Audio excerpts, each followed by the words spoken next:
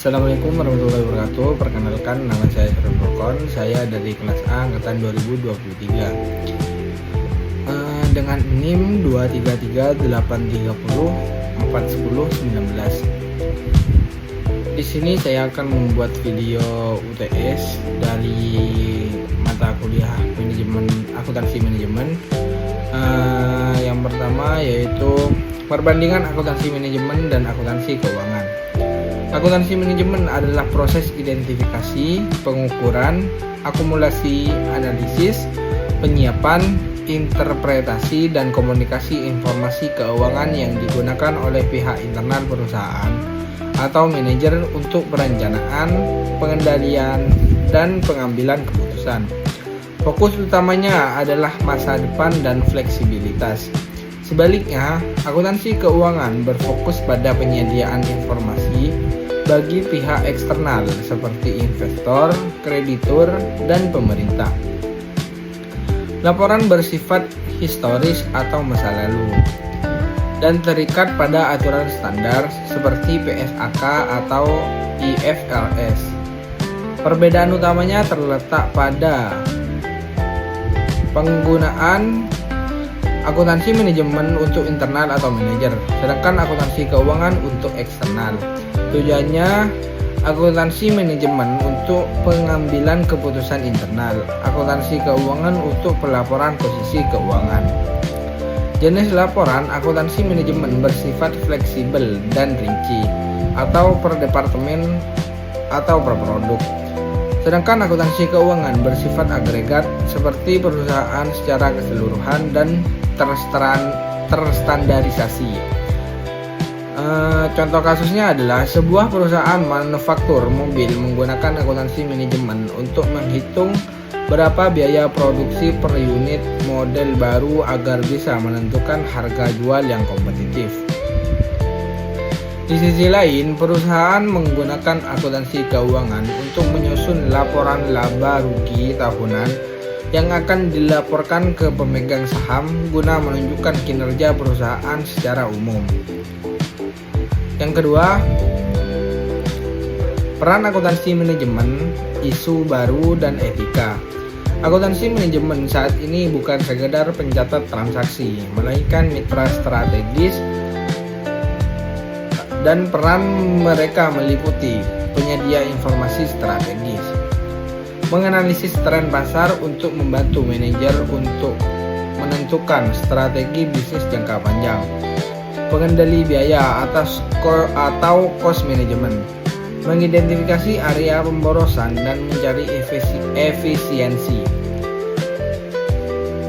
Terus analisis kinerja, yaitu mengukur kinerja unit bisnis atau karyawan berdasarkan data objektif. Terkait isu baru, transformasi digital menjadi sangat krusial. Contohnya penerapan big data analytics memungkinkan akuntan manajemen memprediksi permintaan pasar dengan lebih akurat. Selain itu, ada green accounting atau akuntansi lingkungan yang menghitung biaya dampak lingkungan dari operasional perusahaan. Selanjutnya mengenai etika.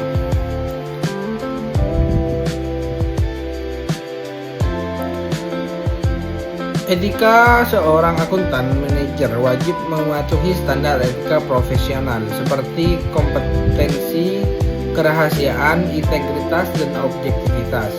Contoh kasus sederhana, seorang manajer meminta akuntan untuk memanipulasi data biaya agar laba terlihat lebih besar demi bonus.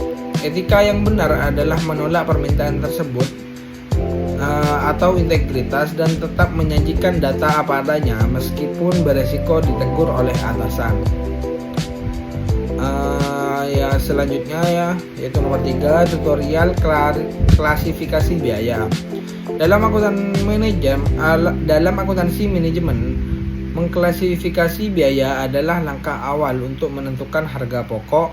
Objek biaya adalah apa yang ingin kita ukur biayanya, misal 1 unit produk. Klasifikasi biaya langsung dan tidak langsung.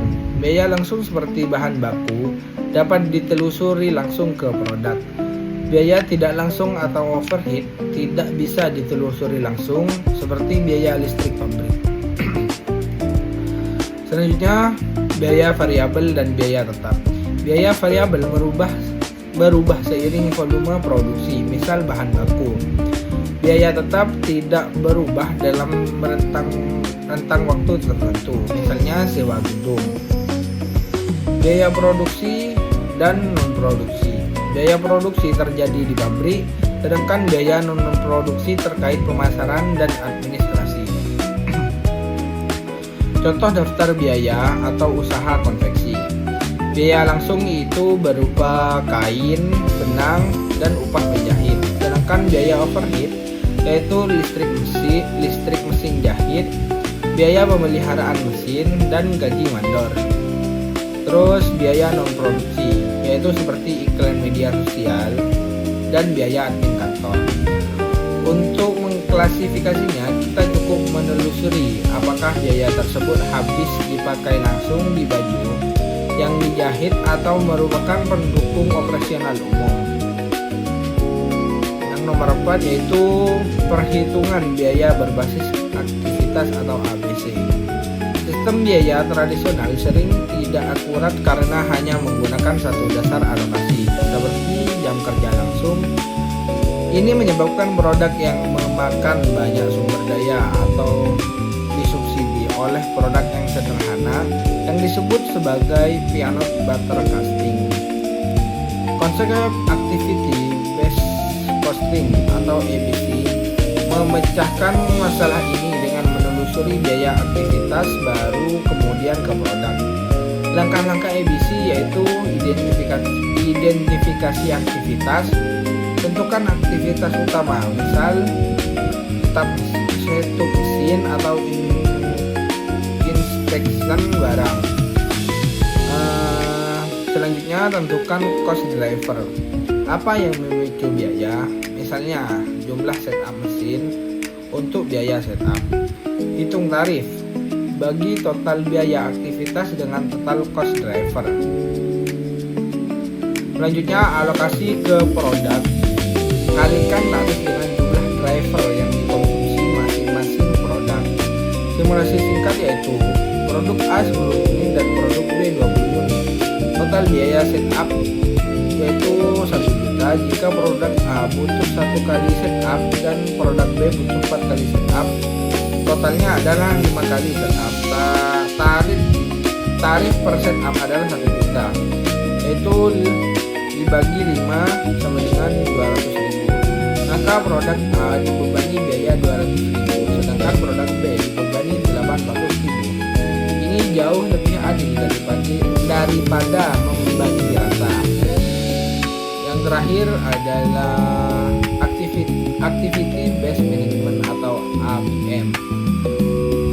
Activity based management atau ABM adalah disiplin yang menggunakan data dari sistem ABC untuk meningkatkan efisiensi dan nilai bagi pelanggan.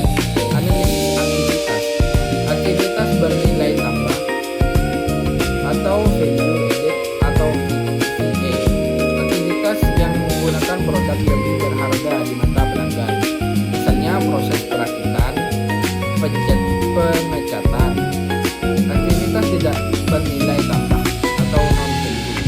Aktivitas yang tidak diinginkan pelanggan dan hanya menambah biaya, misalnya waktu tunggu atau antrian, atau memindahkan barang dari satu gudang ke gudang lain. Cara ABM meningkatkan efisiensi yaitu dengan mengidentifikasi NVA atau non-value added. Manajemen dapat memutuskan untuk mengeliminasi aktivitas tersebut, misalnya menata ulang tata letak pabrik agar tidak perlu memindahkan barang berkali-kali.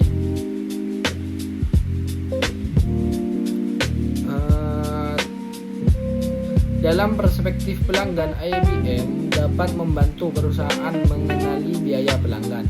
Jika pelanggan A sering melakukan pengembalian barang atau retur dan menuntut layanan khusus, ABM dapat menunjukkan bahwa melayani pelanggan A sangat mahal, sehingga perusahaan memungkinkan perlu mengenakan mengenakan biaya layanan tambahan atau menolak permintaan